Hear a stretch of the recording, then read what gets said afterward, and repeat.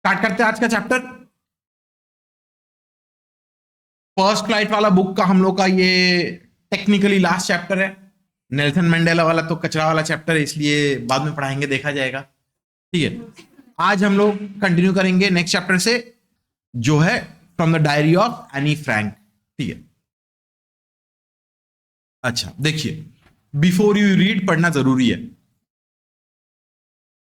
Anneliese Marie Annie Frank, 12 June 1929, February, March 1945, was a German-born Jewish girl who wrote while in hiding with her family and four friends in Amsterdam during the German occupation of the Netherlands in the World War II.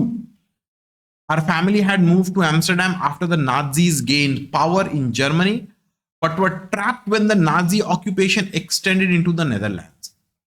तो Anne Frank जो वो छोटी सी बच्ची थी, ठीक है, उसका birth हुआ था 12 जून 1929 में एंड वो 1945 में मर गई। ठीक है, बेचारी बच्ची, छोटी सी बच्ची है। ठीक है, तो वो अपने पेरेंट्स के साथ, फादर के साथ वो हाइडिंग में थी इन एम्स्टरडैम। ठीक है, फैमिली के साथ और अपने फ्रेंड्स के साथ हाइडिंग में थी। ठीक है, जर्मनी जो है वहां पे अटैक करके यूरोप में कब्जा कर ले रहा था, एम्स्टरडैम को भी कब्जा कर लिया था, तो वो लोग छुपे हुए थे। और एनी फ्रैंक जो है उसका फैमिली को नाजी ऑक्यूपेशन में उन लोगों को ट्रैप कर लिया गया, और उन लोगों को, मतलब पहले क्या होता था कि जूस जो लोग होते थे ना, उन लोगों को गैस चेम्बर में ले जाके मार दिया जाता था।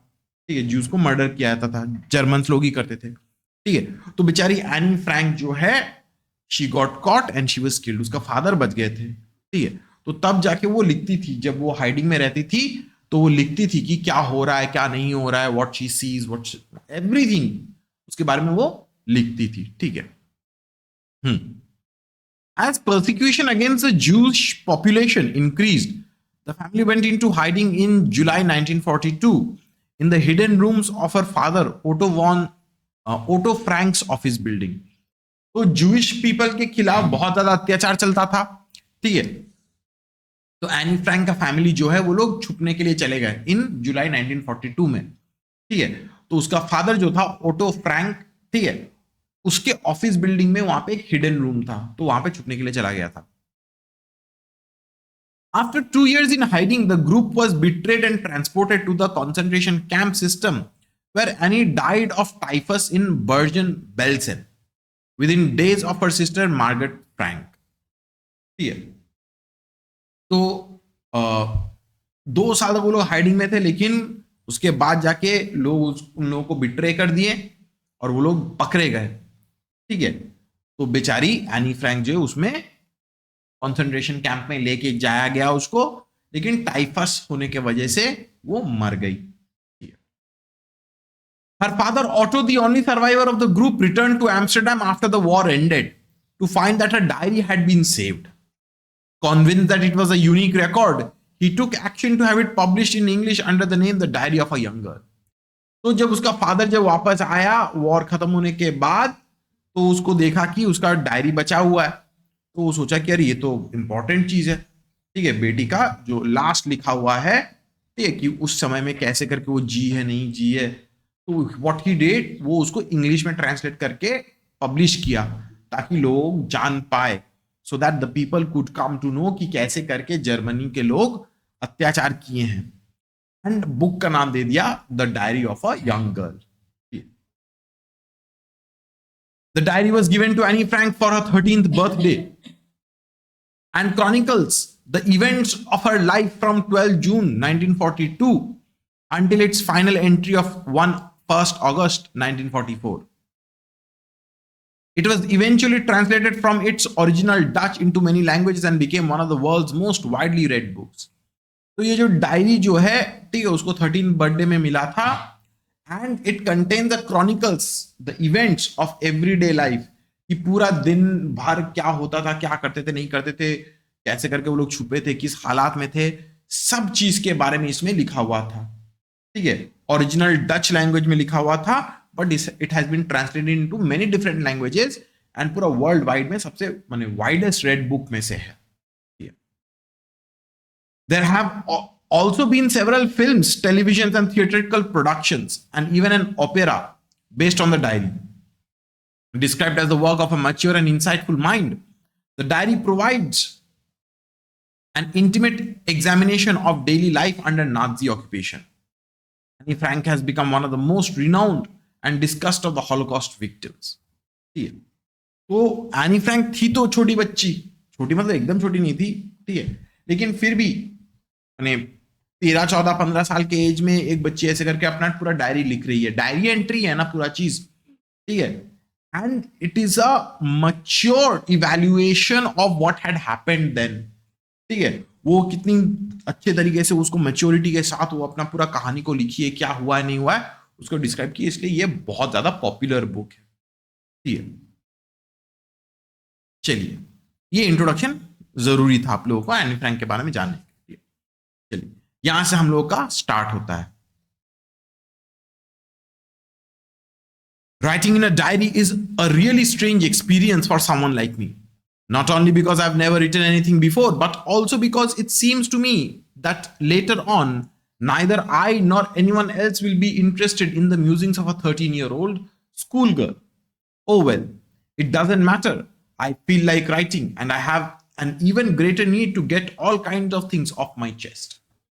तो एनी फ्रैंक बोलती है कि डायरी लिखना इट्स अ स्ट्रेंज एक्सपीरियंस, ठीक है, मैं पहले कभी डायरी लिखी तो हूं नहीं, पहला बात, उससे भी बड़ा बात क्या है कि ना ही एक बार लिखना हो जाने के बाद ना ही मैं इसको पढ़ूंगी ना कोई मेरा दोस्त पढ़ेगा। ये तो एक 13 साल की लड़की लिख रही है, ठीक है, अ 13-year-old गर्ल, वो रैंट कर रही है, वो बेकार का वो लिखे ही जा रही, लिखे ही जा रही, लिखे ही जा रही है, कौन पढ़ेगा एक 13 साल की बच्ची का कहानी, ठीक है, लेकिन वो बस चाहती है कि ठीक है I will write because it will help me to get over my feelings, ठीक है, मेरे अंदर जो सैडनेस है वो भड़ास जो है वो निकल जाएगा कम से कम, ठीक है, इसलिए वो डायरी को लिख रही है। हाँ, तो एनी फ्रैंक जो है वो बोलती है कि मुझे राइट करने का इच्छा हो रहा है, आई वॉन्ट टू राइट, ठीक है, and she wants to get rid of things of her chest, मैंने उसके अंदर बहुत ज्यादा गुस्सा है, सैडनेस है, भड़ास है, वो उसको एक्सप्रेस करना चाहती है कहीं पे, इसलिए वो ऐसे करके डायरी लिख रही है। Paper has more patience than people, I thought of this saying on one of those days when I was feeling a little depressed and was sitting at home with my chin in my hands, bored and listless, wondering whether to stay in or go out. I finally stayed where I was brooding. Yes, paper does have more patience. And since I'm not planning to let anyone else read this stiff-backed notebook, grandly referred to as a diary, unless I should ever find a real friend, it probably won't make a bit of difference. तो बोलती है Anne Frank कि paper जो है it has more patience than people. लोग क्या होता है कि किसी का बात सुनते रहोगे उसके बाद वो तो पक जाएगा ना, he or she will get frustrated तुम्हारा कहानी सुनते सुनते, लेकिन पेपर में क्या, तुमको जितना डालना है, तुम न्यूज पेपर में तुमको जितना इमोशन डालना है, जितना भी लिखना है, वो चुपचाप सुनेगा, ठीक है, कुछ बोलेगा भी नहीं। तो एक दिन एनी फ्रैंक जो है वो घर में बैठे बैठे वो ब्रूड कर रही थी, she was listless, she was wondering कि क्या करे नहीं करे, उसको अच्छा ही लग रहा था, ठीक है, उसको बाहर जाने का इच्छा हो रहा था, but obviously given the situation वो तो बाहर नहीं जा पाएगी। तब वो जाके सोची कि ठीक है डायरी लिख ही लेते, ठीक है, ये तो एक नोटबुक है जिसको वो डायरी बोला जा रहा है, वो बोलती कि चलो मैं इसी में लिख लेती हूँ, ठीक है, और ये डायरी जो है वो अपने कभी भी किसी दोस्त को अगर एकदम अच्छी फ्रेंड हुई तो ही जाके उसको पढ़ने देगी, वरना ये नोटबुक या डायरी ये तो किसी को देगी नहीं, किसी को पढ़ने नहीं देगी। क्या क्यों सब पढ़ लिया मतलब? हाँ हाँ हाँ हाँ हाँ, ऐसे अगर सोचो तो हाँ, वो सोची थी कि अपने दोस्त को सुनाएगी, लेकिन अभी पूरा दुनिया उसका बात सीख गया, ठीक है, हाँ करेक्ट बात है।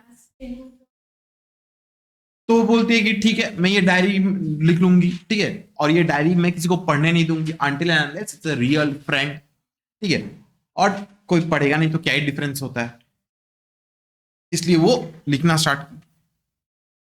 Now I'm back to the point that prompted me to keep a diary in the first place. I don't have a friend. अब वो बोलती है कि मेरे पास डायरी क्यों है, ठीक है, उसके पास कोई फ्रेंड नहीं है जिसके वजह से वो डायरी खरीदी है उसमें लिखेगी।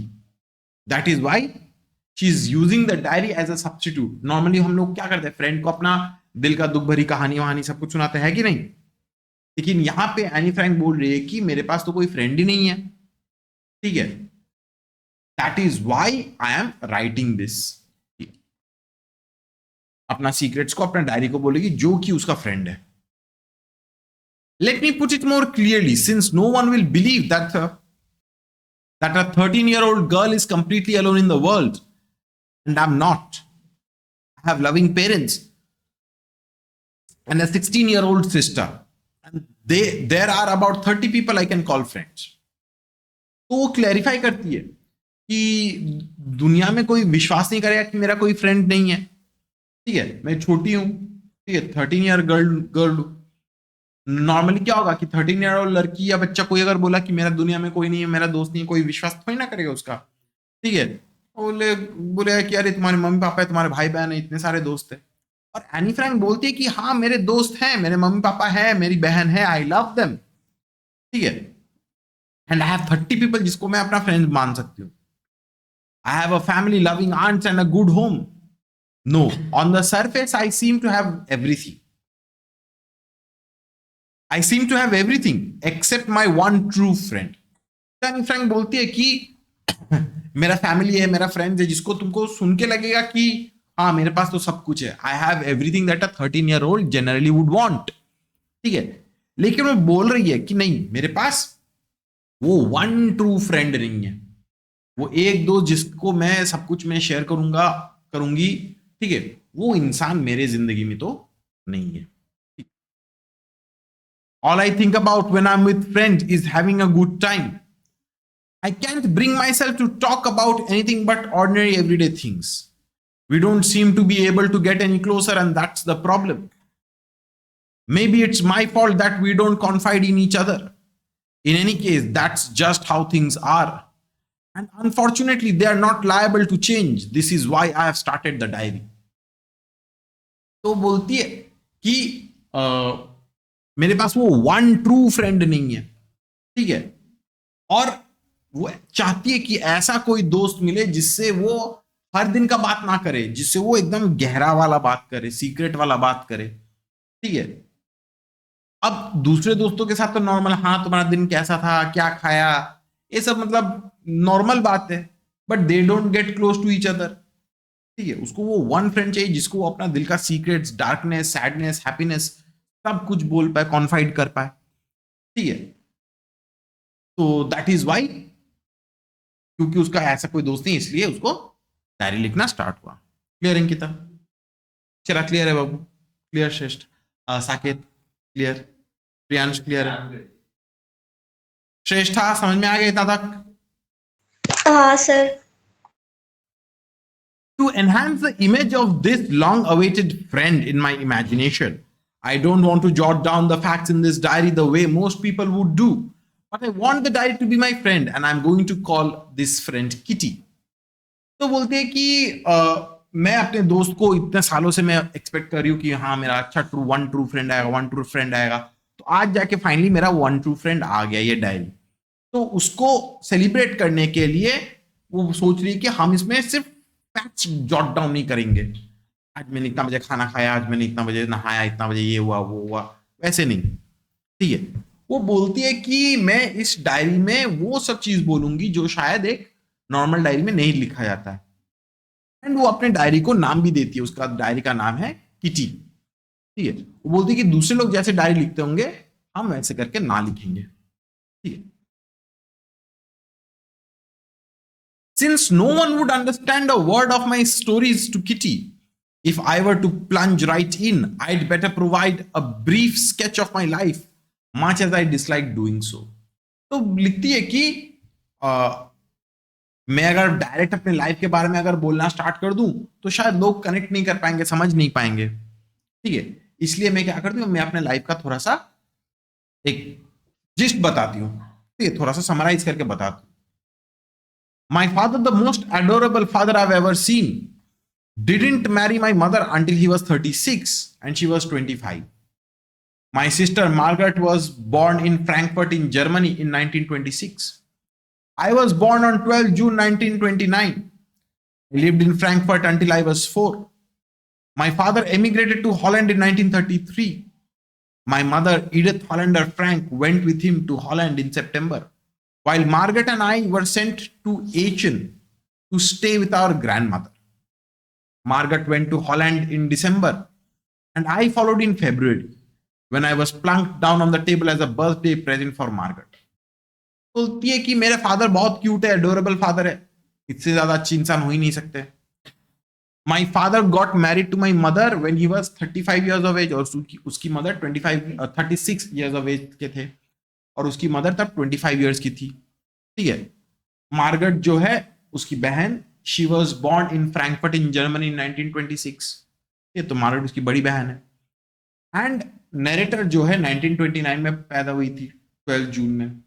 ठीक है. तो पहले तो वो लोग फ्रैंकफर्ट में ही रहते थे. ठीक है. जब 4 साल की हो गई तो उसका फादर जो है वो हॉलैंड में चले गए. ठीक है. उसकी मदर भी जो है सितंबर में हॉलैंड चली गई.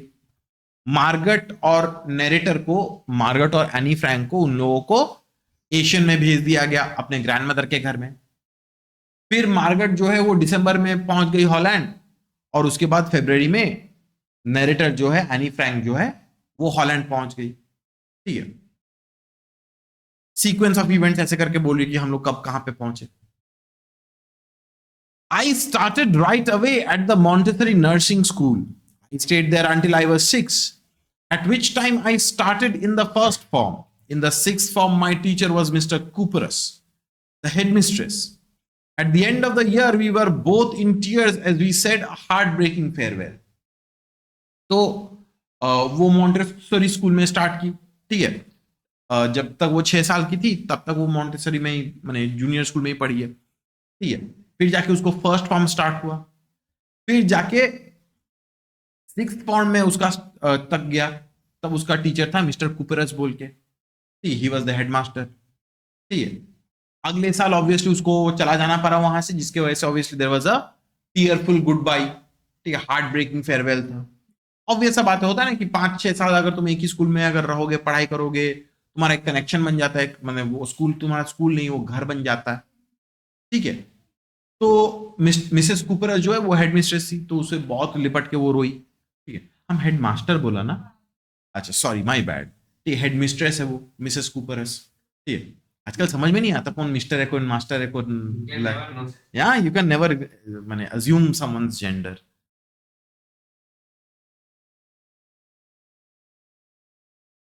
In the summer of 1941, grandma fell ill and had to have an operation. So my birthday passed without little celebration.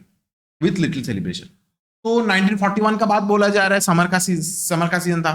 Grandmother का तबीयत अचानक से खराब हो गया तो उसका ऑपरेशन हुआ उनका. ठीक है.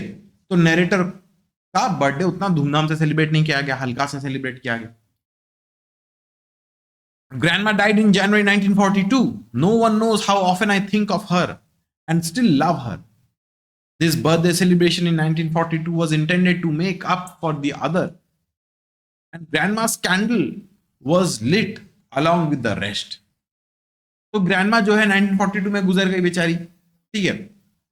एनी फ्रैंक जो अपने ग्रैंडमदर को बहुत मिस करती है, she still loves her and misses her. ठीक है. तो 1942 में जो उसका बर्थडे सेलिब्रेट हुआ था वो 2 तरीके से किया गया था. कि पिछले साल 1941 में तो ठीक से सेलिब्रेट नहीं हुआ, 1942 में तो उसका ग्रैंडमदर का भी डेथ हो गया. ठीक है. तो उतना अच्छे से सेलिब्रेट नहीं हो पा रहा था. ग्रैंडमदर के लिए भी एक कैंडल जलाया गया था as a sign of remembering her. ठीक है. The 4 of us are still doing well, and that brings me to my present date of June 20th June 1942 and the solemn dedication of my diary. तो बोलते हैं कि हम लोग 4 जन, mother, father, Margaret और मैं, ठीक है, हम लोग एक साथ थे. आज का डेट है 20 जून 1942, और आज जाके वो लिखना स्टार्ट करी है कि वो क्यों ये डायरी लिख रही है, नहीं लिख रही है. ठीक है. मेन मुद्दे पे वो आ रही है. इतना तक क्लियर? साकेत, प्रियांश क्लियर है? अक्षरा क्लियर है? बाबू, अंकिता क्लियर? श्रेष्ठा क्लियर है इतना तक? जी सर. अच्छा, चलिए कंटिन्यू करते हैं. Saturday, 20th June 1942. Dearest Kitty, our entire class is quaking in its boot, quaking in its boot. The reason, of course, is the forthcoming meeting in which the teachers decide who will move up to the next form and who will be kept back. तो बोलते हैं कि हम लोगों का पूरा class जो है वो क्वेक कर रहा है in its boot. Quaking in its boot मतलब कि वो लोग डर रहे हैं. रीजन क्या है कि सामने मीटिंग आ रही है जहां पे टीचर लोग डिस्कस करेंगे कि कौन स्टूडेंट लोगों को प्रमोशन मिलेगा और कौन लोगों को वापस रख लिया जाएगा, रिपीट करना पड़ेगा क्लास. ठीक है. Half the class is making bets. GN and I laugh ourselves silly at the two boys behind us, CN and Jax, who have staked their entire holiday saving on the bet. तो आधा class जो है वो लोग betting कर रहे हैं कि तुम पास करेगा, हम पास करेगा. ठीक है, ऐसे करके बेटिंग कर रहे हैं. जीएन और सीएन ये लोग स्टूडेंट से, वहां का नाम पूरा नहीं लिया जा रहा है. जैक्स भी वहां का ही स्टूडेंट है. सब लोग बेटिंग कर रहे हैं. पूरा जितना भी पैसा बचाया हॉलीडे में सब बेट कर रहे हैं कि हम पास करेगा नहीं करेगा, वो फेल करेगी, ये फेल करेगा, ऐसे करके बेट कर रहे हैं. From morning to night it is you are going to pass, I am not, yes you are, no I am not. Even G's pleading glances and my angry outburst can calm them down. If you ask me, there are so many dummies that about a quarter of the class should be kept back. But teachers are the most unpredictable creatures on earth. तो पूरा दिन भर बच्चों में ये बात होता है कि अरे तुम फेल करेगा, नहीं हम फेल नहीं करेगा, हम पास करेगा, तुम फेल करेगा, ऐसा करके मैं फेल करूंगा, ऐसा करके बातचीत चलते रह रहा है. ये जैसे नॉर्मली बच्चों में होता है. ठीक है. ऑथर बोल रही है कि हम लोगों का क्लास में आधा सौ तो ज्यादा तो डमीज ही है. ठीक है. About a quarter of the class should be kept back. यानी 25% बच्चों को तो फेल ही करवाना चाहिए था. लेकिन टीचर्स का क्या ही पता, they are the most unpredictable creatures. क्या करेंगे नहीं पता. I am not worried about my girlfriends and myself. We'll make it. The only subject I am not sure about is maths. Anyway, all we can do is wait. Until then, we kept telling each other not to lose heart. I'll get along pretty well with all my teachers. तो वो Anne Frank और अपने दोस्तों के लिए वो ज्यादा tension में नहीं थी. वो जानती थी कि हाँ ठीक है हम लोग पास कर जाएंगे. ठीक है.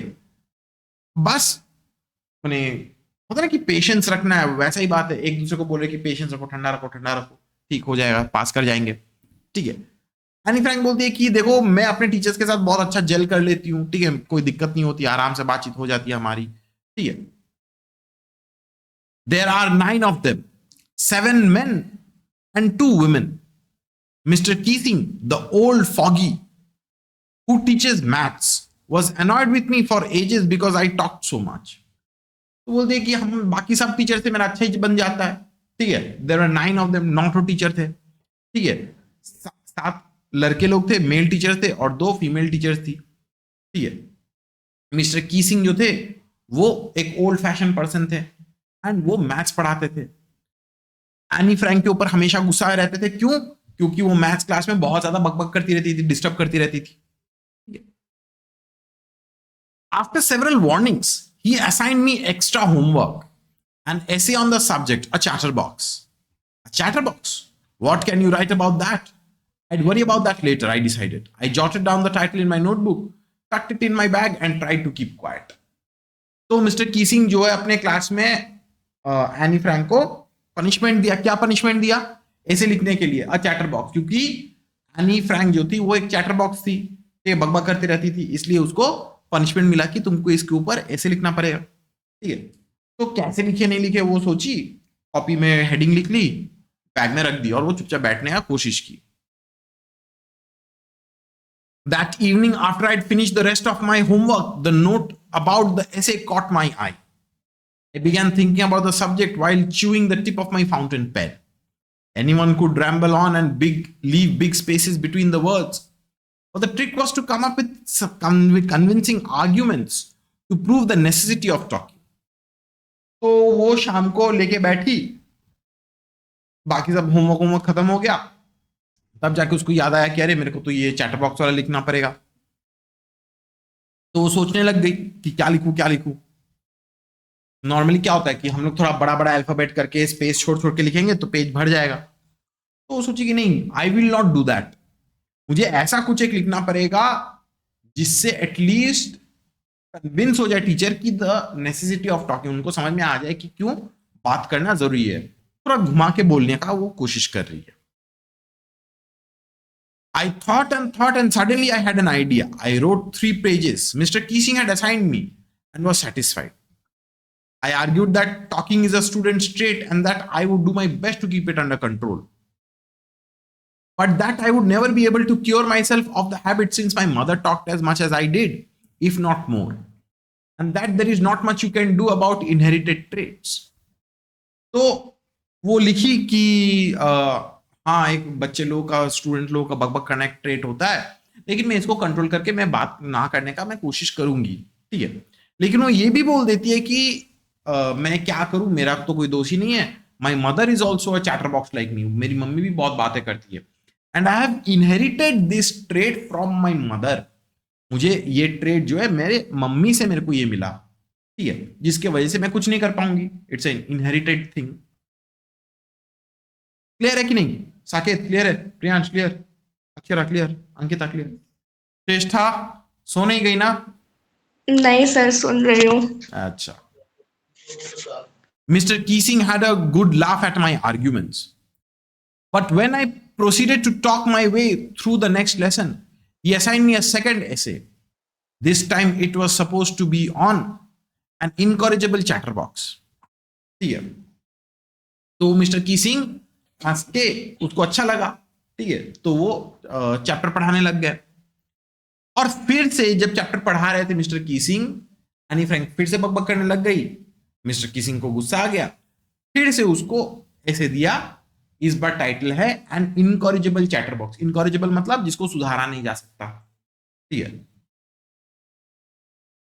I handed it in and Mr. Keesing had nothing to complain about for 2 whole lessons. तो एनी फ्रैंक फिर से लिख के फिर से उसको सबमिट कर दी। मिस्टर कीसिंग 2 क्लास तक कुछ शिकायत नहीं किया। However, during the 3rd lesson, he finally had enough. And he Frank, as punishment for talking in class, write an essay entitled Quack, Quack, Quack, said Mistress Chatterbox. ठीक है, तो 2 दिन बाद फिर कुछ नहीं बोले। 2 दिन के बाद फिर जाके एनी फ्रैंक फिर से बकबक करने लगी। मिस्टर कीसिंग पकड़ लिए और इसके बाद फिर से इसको ऐसे लिखने के लिए दिया। अभी टाइटल क्या है? Quack quack quack said Mrs chatterbox, mistress chatterbox, ठीक है। एनी फ्रैंक तो सुनी नहीं रही है, बातें करी जा रही, की जा रही है। द क्लास रोड, ऑब्वियसली पूरा क्लास हंस रहा है एनी फ्रैंक के ऊपर। I had to laugh too, though I had nearly exhausted my ingenuity on the topic of chatterboxes. It was time to come up with something else, something original. My friend Sanne, who's good at poetry, offered to help me write the essay from the beginning to the end in verse, and I jumped for joy. पूरा class हंस रहा था, Anne Frank भी हंसने लग गई थी। अब उसके दिमाग में तो और आइडिया तो खत्म हो रहा था, ऑलरेडी 2 ऐसे लिख के दिखा दी है, ठीक है, फिर भी बात करते हुए पकड़े, जिसकी वजह से तीसरा ऐसे लिखने का मिला। उसका एक फ्रेंड था सैन्ने बोल के, ठीक है, she is good at poetry, तो उसने बोला कि हम तुमको हेल्प कर देंगे, तुम्हारा पूरा कहानी हम पोएम फॉर्म में लिख देंगे, वर्ड्स में लिख देंगे। Mr. Keesing was trying to play a nice joke on me with his ridiculous subject, but I'd make sure the joke was on him. Anne Frank जो थी वो सोच रही थी कि मिस्टर कीसिंग जो है मेरे को पोपट बना रहे, ठीक है, बार बार ऐसे करके इस टॉपिक के बारे में मेरे को ऐसे दिए जा रहे हैं, तो I will try to make turn the joke against him, ठीक है, उसके ऊपर मैं जोक को घुमा देने का कोशिश करूंगी, ठीक है। I finished my poem and it was beautiful. It was about a mother duck and a father swan with 3 baby ducklings who were bitten to death by the father because they quacked too much. Luckily, Mr. Keesing took the joke the right way. तो उसने अपना poem submit खत्म किया। It was a beautiful poem, वहां पे submit करने के लिए गई, तो उसने अपना ये कहानी फिनिश किया, ठीक है, पोएम फॉर्म में लिखी थी, ठीक है। तो उसमें मदर डक और फादर डक के बारे में लिखा था एंड बेबी डकलिंग्स के बारे में। They were beaten to death by the father duck because they used to quack too much, ठीक है, ऐसे करके लिखा कि फादर डक को अच्छा नहीं लगा कि ये बच्चे लोग इतना बकबक कर रहे हैं। ठीक है, और बच्चे लोगों को डांट के उसको काट के मार दिया। मिस्टर कीसिंग जो है वो समझ में आ गया उनको कि अरे ये क्या बोलना चाहती है। He understood that. He read the poem to the class, adding his own comments and to several other classes as well. Since then, I've been allowed to talk and haven't been assigned any extra homework. On the contrary, Mr. Keesing is always making joke these days. ठीक है, तो mister कीसिंग जो उनको अच्छा लगा और वो क्या किए, पूरा क्लास को पोएम को पढ़ा के सुनाए। ठीक है, और अपना कमेंट्स वमेंट्स भी ऐड किए। उसके बाद से एनी फ्रैंक को कभी डांटा नहीं गया फॉर टॉकिंग, उल्टा उसको होमवर्क भी नहीं दिया गया, एक्स्ट्रा पनिशमेंट भी नहीं दिया गया। और मिस्टर कीसिंग ने अपना बिहेवियर बदल लिया। He allowed Anne Frank to talk, वो भी खुद बहुत ज्यादा जोक करने लग गए। तो देखो, एनी फ्रैंक का एक्सपीरियंस के बारे में ही है, स्कूल में क्या हो रहा था नहीं हो रहा था। मिस्टर कीसिंग टीचर जो है वो एनी फ्रैंक को बदलने के लिए गए थे और यहाँ पे एनी फ्रैंक ही उसको बदल दी। Yours Anne, extracted from the diary of a young girl with slight adaptations. Obviously ये ओरिजिनल कहानी का ओरिजिनल पार्ट का थोड़ा चेंज तो है ही इसमें। सिंपल सा चैप्टर है, क्लियर है सबको? पक्का क्लियर है ना? श्रेष्ठा क्लियर है बाबू आपको? जी सर। चलिए रखते हैं इसको आज, ठीक है।